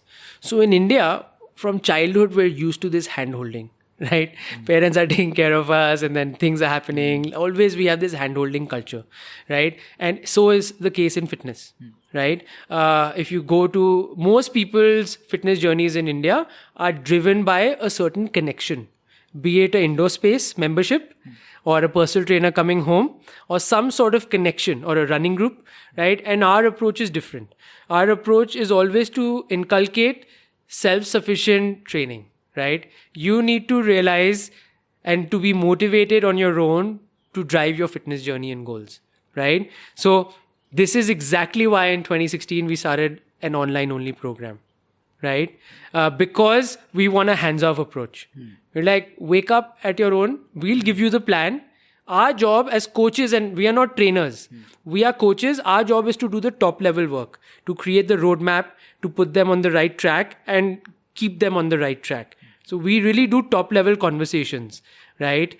But the execution is the athlete's responsibility, right? And this is where most people's fitness journeys fail. People don't wake up because the trainer didn't come, so I didn't work out. Or I didn't feel like going to the gym today. This is because we're connected. Yeah. But when your journey is on you, then there is no dependency. Yeah. So with our coaching philosophy, we're removing that dependency completely. Okay. So it wasn't COVID that made us online. The philosophy that I started this program was to change this concept of hand-holding in fitness. I think it's essential. And I would like more and more coaches to kind of take role. This is beyond running. This is just fitness in general. So this hands-off approach to fitness and I feel so bad for the coaches because they've because of their clientele and because of revenue, they made themselves into trainers. They're just employees of those people. Yeah. Whereas they have so much potential and capacity to design programs. So it's amazing. Our strength coaches sit on a computer and they design things. We as running coaches sit on a computer and design things, right? And we use technology, which again in the coaching space is non-existent in India.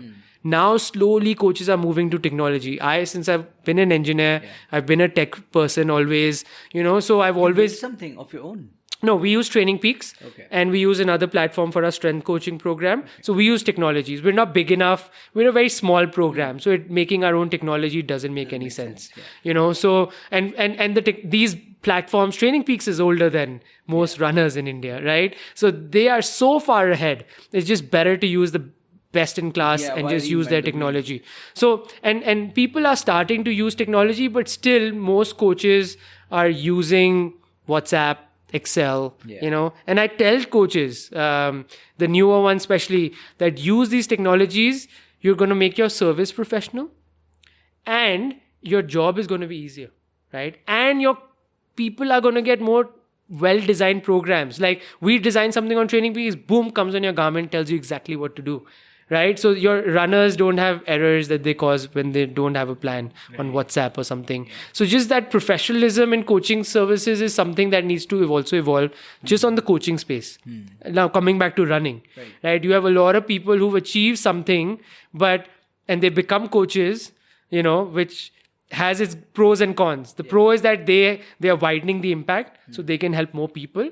Sadly, the delivery is where they are not putting efforts on, right? They start a WhatsApp thing and they continue working on WhatsApp, but they're not elevating their game, so whenever I talk to coaches who are amazing coaches in my view, always telling them to use technology, right? Just as an example of many other things.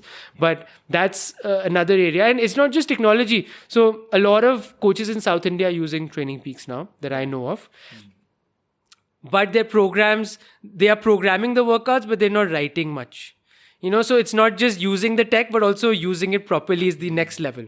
Okay. So there's all of that I feel like the coaching, because I come from that line of work now. So that space is also, we have a huge way to go.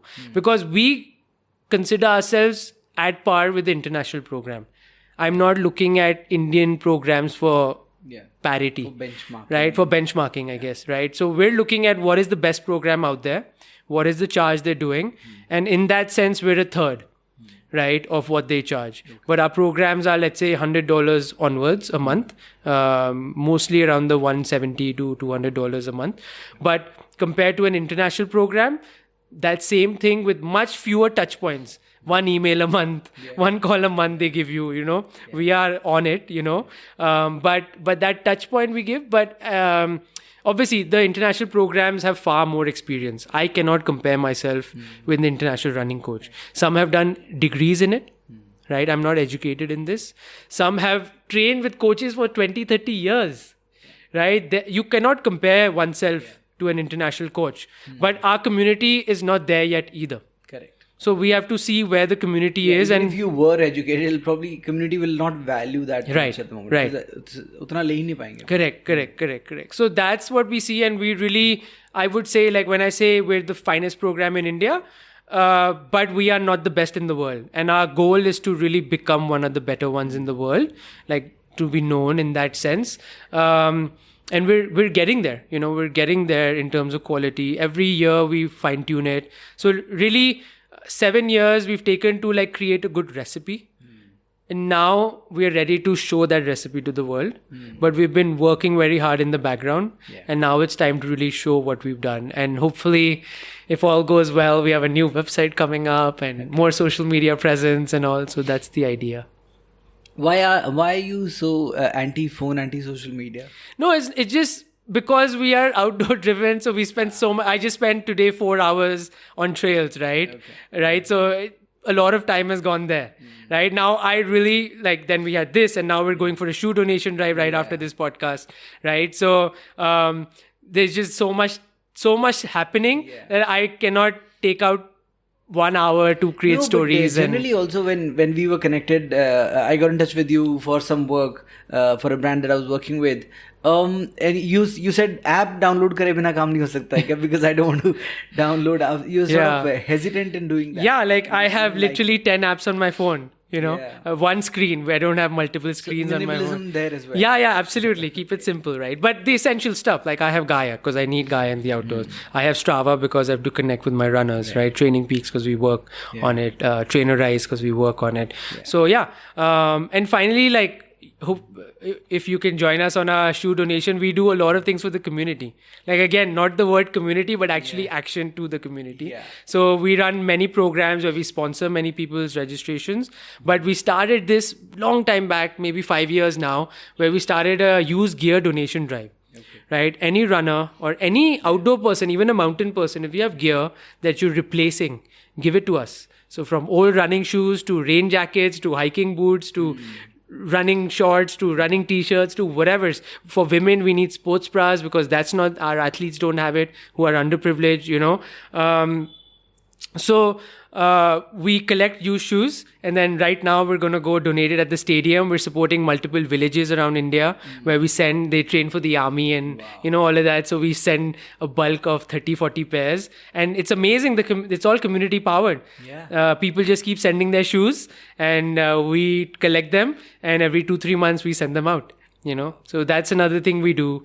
I think this is very important that we support our young athletes because they are not having the means to get high quality gear. So today we're giving out used 4 pairs of carbon shoes. So I've identified the best athletes at the stadium. Like, you guys are going to get the carbon, and the others are going to get the Nikes and all the fancy brands, but not the carbon. The carbon goes to the top boys and girls, you know. But they're probably going to make some use of it also. I hope so. Yeah. That's no, certainly. They take it to the end of life, you know, because they're running so much and so hard. And finally, maybe another final topic to talk about is gender-based conversations. You know, at All In Running, while our coaches are still very specific to certain genders. Like strength, we don't have a strength coach that is a woman right now.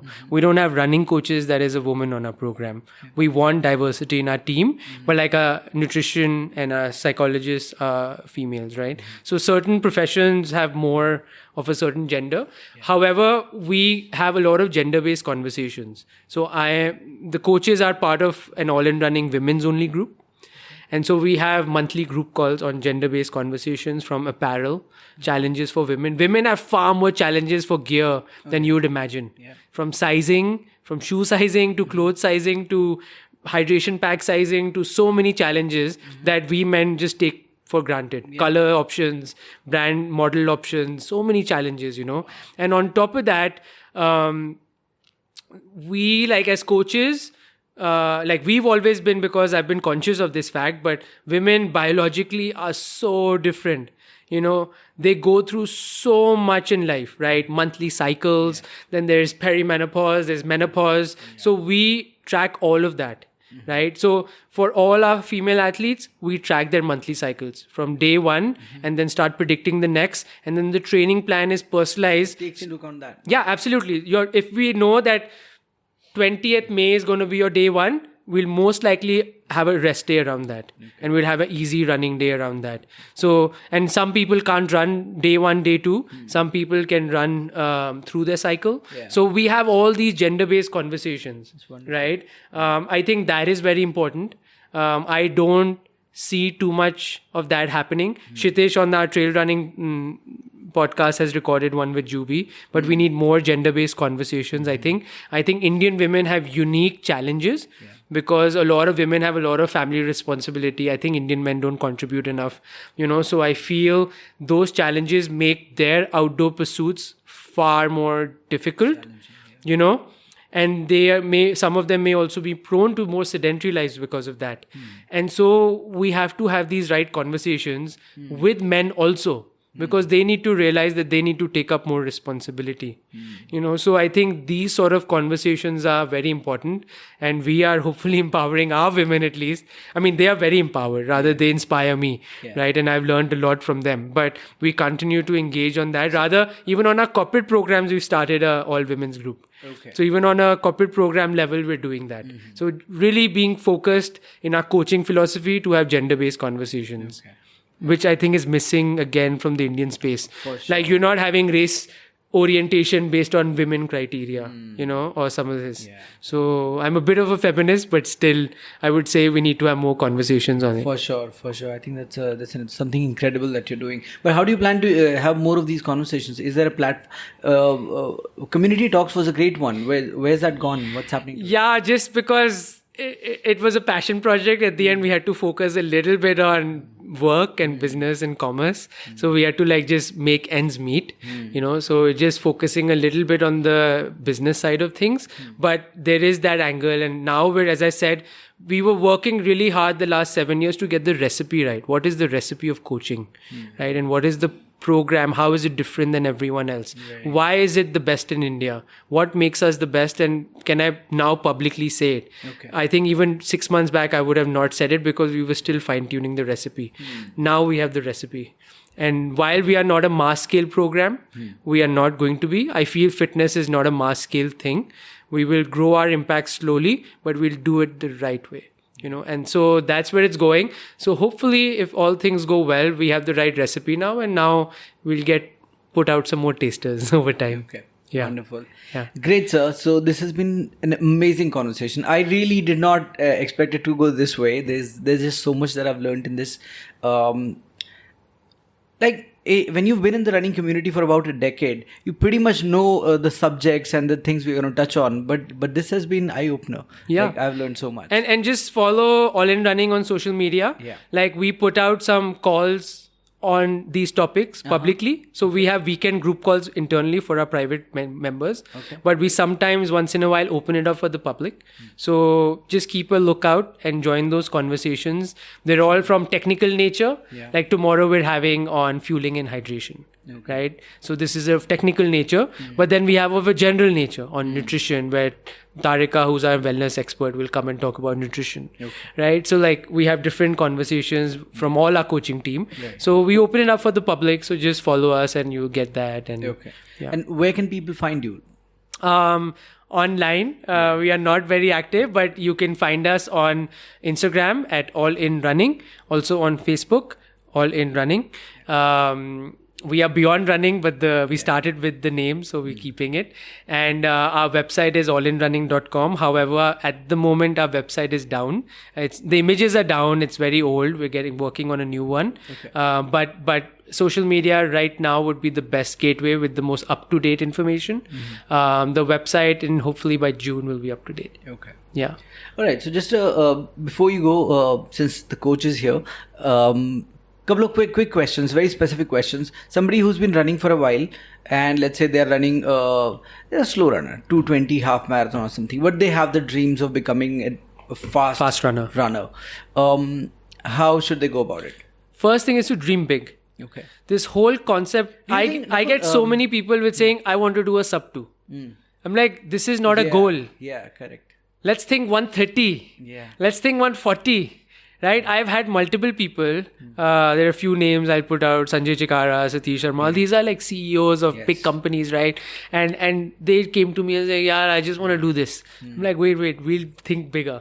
And I told, for example, Sanjay, like, and he was he was at Mashobra that time when we met, right? And he was doing ultra marathons and many events. And I think he was a 5-hour marathoner, or maybe 4:30 by the time he came to our program. And I'm like, no, we're going to do 3:30, right? That's our goal. It may take us 3 years, 4 years, and that's what we get excited about, long-term journeys, right? We don't do short-term contracts, right? So we come and we're like, sub 4 ho gaya, then 3:45 ho gaya, then 3:40 ho gaya, and suddenly like you look back in 3 to 5 years, what? He's a different runner. No, exactly. And but we see that with everyone. We see that with everyone. Anyone who's willing to put in the time.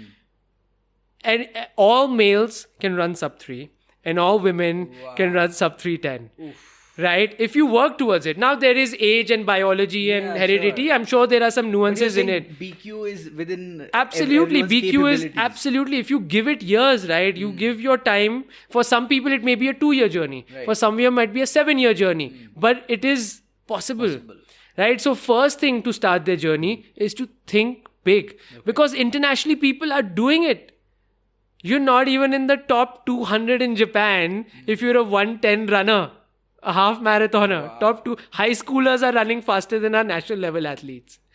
Right? So that is the level people are doing it. Even older people in Japan are doing it.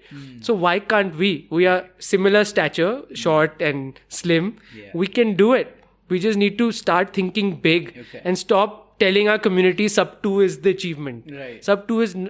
Okay, at some point it is an achievement, but let's go beyond. Yeah. Or you go the other way. If you're not performance oriented, then you go to the diverse angle, which is trail running and FKT and road running and mix of everything. That's a different fun diversity experience. And then this is the performance one. So Sanjay Chikara has also been a good friend of mine. So when I was doing Bhati 100 miles, I think, and he was he doing his first 100K? I think so. Yeah, so, he wasn't training with us. I met him on the trail and we had this conversation, and he had started coaching with you then. Okay. And his whole language had changed around that time. And he said, so I asked him, when are you doing your 100-miler? He said, I don't think I'm doing it for a while. Yeah, we changed from like 40 events a year to maybe 3, maybe 2 in a year as target A races, and then maybe 2, 3 B and C races. Right. But like, we don't race as much. None of our members really race as much because we really focus on training. Get yourself better. That is the joy, right? To get faster. Race to kabhi bhi kar sakte hai. Anytime, every weekend there is a race, right? But let's just focus on our own growth. If you find joy in that, then you're set for life. Right? And this hands-off approach is exactly that. Like, find your own progression, celebrate it, and come back home thinking amazing that I just did that. It could be just a 8 into 200 meter session and you just hit a 200 meter PB and that's a fabulous feeling, you know? So I think just think big and just get yourself surrounded by the right people. You know, I think fitness space can also be very toxic. You know, some people could body shame someone who's bigger. You know, some people could criticize, "Arey, ye kya bhag raha hai? Koi bhagna thodi na hota hai." Like, our initial members are running at 10 minutes a kilometer. Right? We encourage slow running. We are all about slow running, right? So we are fine. Our goal with a lot of people is just to get them to this confidence level that they can run 5 kilometers non-stop. That is huge achievement for so many people that work with us. So one more question quickly about nutrition. So sir, not specific race specific nutrition, but in training also there are different points of view about this. So some people say fasted runs are great. Some people say because you're training your body to burn fuel, fat for fuel, right? And the other view is, of course, having a snack, and that can also go from having no more than half a banana to having a banana and sometimes a sandwich and whatnot. What are your views on that?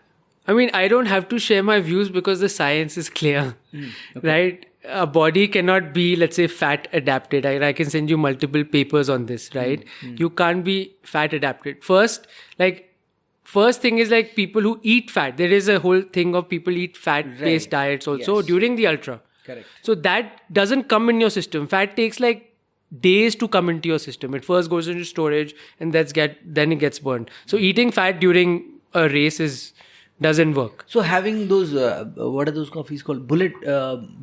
Bullet coffees or something. The coffee in which they put a lot of butter. And Right. Exactly. So that fat cannot be used by your body on that race day. So that's sort of useless. It's again, like, we just have to look at the science. We don't have to look at, and I'm not a nutrition expert, but I follow this. And our body needs carbs, right?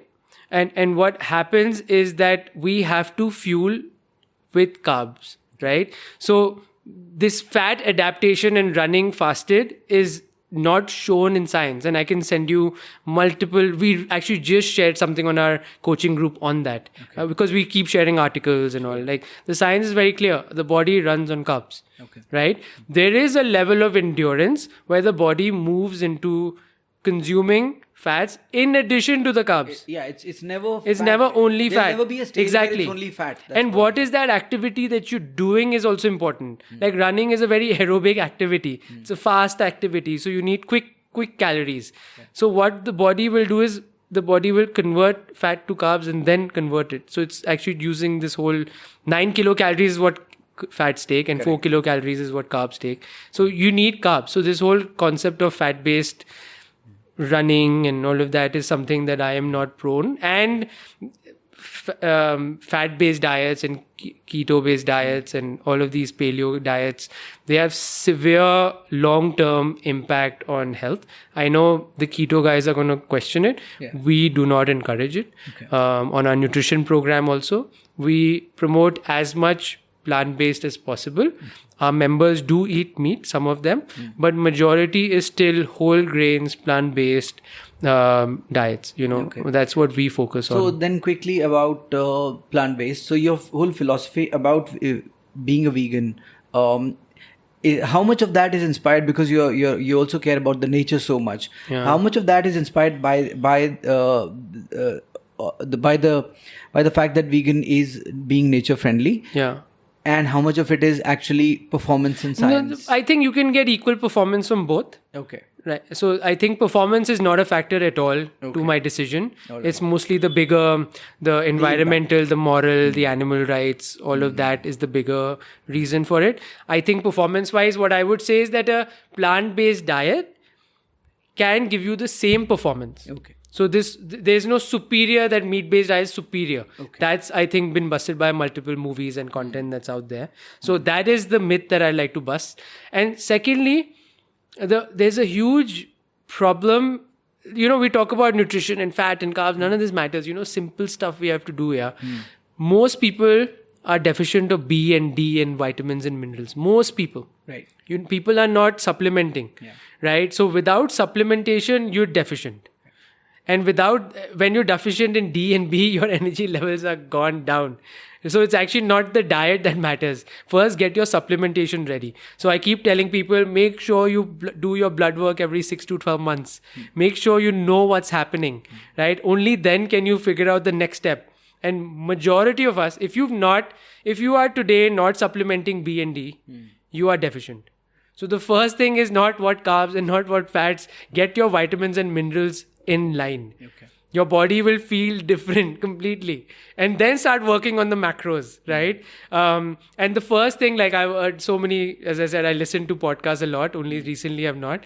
But the best line I heard is fiber is the real protein, right? What does that mean? So protein is like protein. Fitness is all about protein. I need more protein. I'm an athlete. I need X grams for body weight. And the dairy and the meat industry have mentioned you need 2 grams per kilogram and 1 gram and by pound. Crazy numbers. And science is like, for an elite athlete, you need 1 to 1.2. Elite.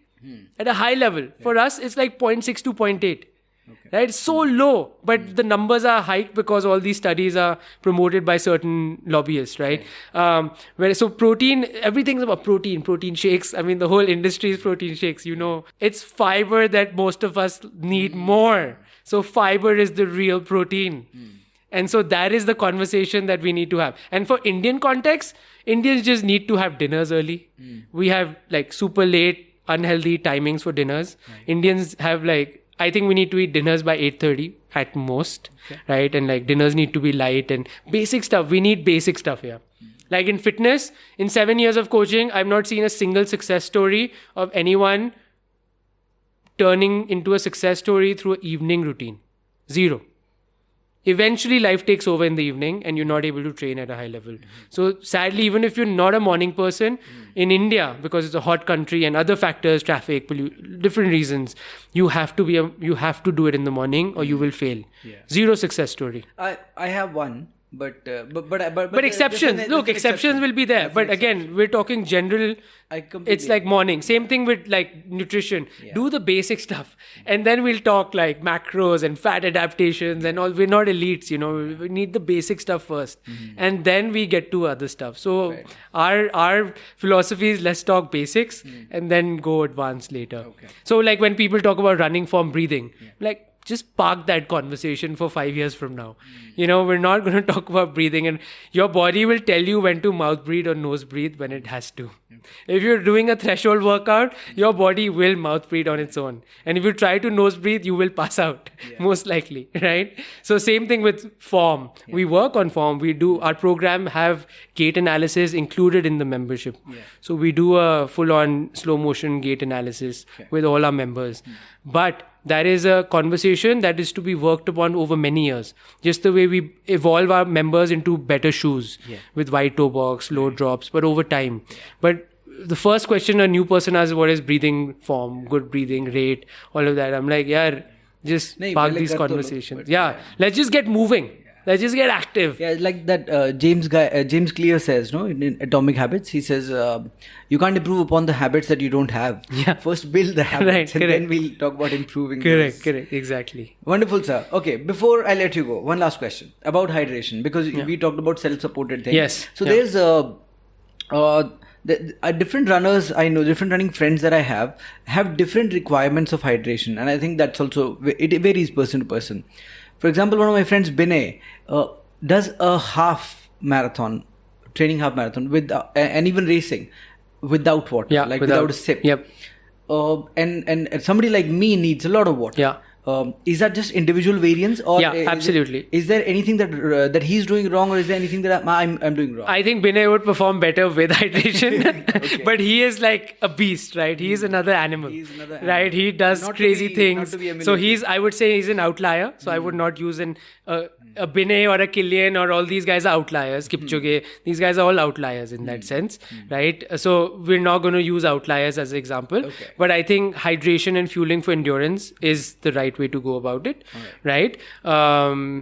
So what was the second part that you said? So just somebody who needs a lot of water to get through the run. Yeah, somebody who doesn't. Correct. At all. And so then this is why we only do personalized, because I don't understand group fitness programs. I just don't get it, how that works, right?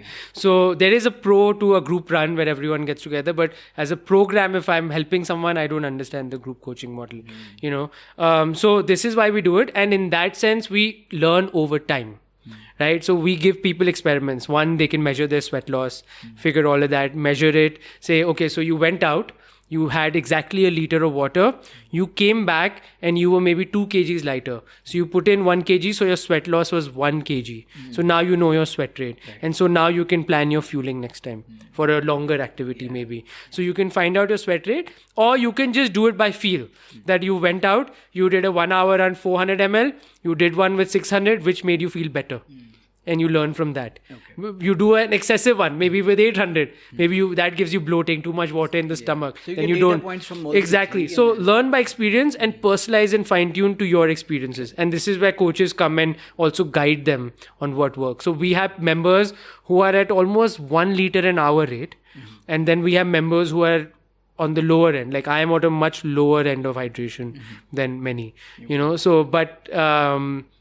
You have to figure what works for you, right? That is that do in anything, not only just hydration, in anything. In anything. Yeah. Wonderful, sir. I think we're good. This has been an excellent conversation. Thank you so much. So much, sir. Yeah, no, it's been fun having a conversation with you, and we go long back, and I'm always passionate to like just putting random things out there. The number of things that you're doing, I think we will definitely have to do more episodes on as the FKT scene evolves and as Capital Trails does. Do you plan to do some events at some point? Yes, someday Nakul Butta will do events, or All In Running will do events. But again, I've been on the event side. It's a very difficult job. Very difficult job. Yeah. You know, your life is crazy in the last 1 month of an event. You know, it's very, very intensive. So, you know, those who've not been on the event side, they'll be like, "Arey, the medal didn't come in time," or "this food was not hot." And they have no idea of the logistics that go behind it, you know. So since I've been a race director of a few races and been on the planning side of a few others, I sympathize. However, I'm also challenging race organizers because they're not elevating their game that much. So I challenge them, but I also respect what they do, you know. So I think I will only get into it when I have created an ethos, which is the fundamental ethos of getting people connected with the outdoors, right? So the event will be a small part of it. But right now I just want to get people active and trying new experiences in the outdoors. So till that movement isn't big enough, I don't want to get into events, but they will be maybe 10-15 years down the line an event, you know, but maybe sooner. I don't know, but we'll see. But it will be high quality premium experience, as we always do with everything that we do. But in the FKT scene, I think you don't really need to organize an event, but somebody just if you just start announcing a little more on the FKTs that have been uploaded. So we're launching a service where mostly for international people, but also for Indians, because if Indians want to try, where you can pick any FKT route that you want in India, and we'll curate the whole experience for you. Okay. So we're going to do that shortly. Nice. Right. So that's something. So let's say if you say, I want to do the Churdhar FKT that you did, Nakul, and I want to figure out where to start, where to do, where to stay, what the logistics are, give me some tips, we'll get you that whole insight. Okay. So we want to, I think that is the better way to promote FKT in India, because that's individual knowledge is not there yet. So I want to give that platform where we come in as support and we then help that person achieve the FKT. So someone like a Kyron could easily, or like a Sanat, or all these newer guys who are younger and faster, they can come in and kill my time. Yeah. You know, so I want them to do that. And I want to give them the gateway to do that. Right. Yeah. So it's amazing. And yeah, we will do something on that lines also. Okay. So anytime anyone wants to do fastest known time, just anyways, globally, it's a community event. So one fastest guy who's running the fastest appellation call the other guy, say, how did you do it? And they support each other, which in India is the opposite. They think, I'm not going to support that guy. He's going to break my record. Whereas there, this guy is giving all the insights and saying, this I could have done better, go for it. such a different philosophy, right, of like ethics that we talked right earlier also. So similarly that. So I want to inculcate that. Come to me, break my FKT. Let's get India to like that FKT level where international level people are coming and saying, dude, this 100K Parangla FKT in Ladakh sounds so cool. I get to like 16,000 feet. Let's do this, or 15,500. You know, so we have that FKT in Parangla. I have to launch it. So that's 100K. And we go over Parangla, which is a 15,500 meter pass. Wow. Yeah. Yeah. Meter. Right. So you do that, one go, 100K. Wow. Right? Super long 100K. I mean, this is remote. So someone in India, I don't know, will be taking a lot of risks to do it alone. So this should be a supported, like I plan to do it, but with support. So because it is life death. So yeah. So, but yeah, we are happy to help. Yeah. Wonderful, sir. What a conversation. Thank you so much. Thanks so much. Look forward to more interactions, and thank you for this opportunity. It's been great to talk to you, and thanks for giving me this platform. Absolute pleasure. Thank you.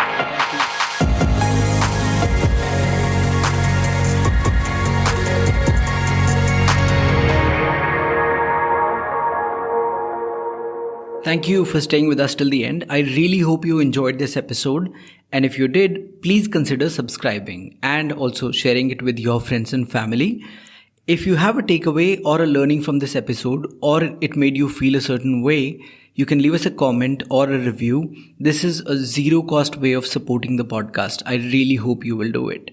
Also, it is now a weekly podcast, so you can look forward to an episode every Friday. If you subscribe, you will get a notification when a new episode is released. So do it now. See you in the next episode next Friday. Until then, my friends, keep working on finding your ultra.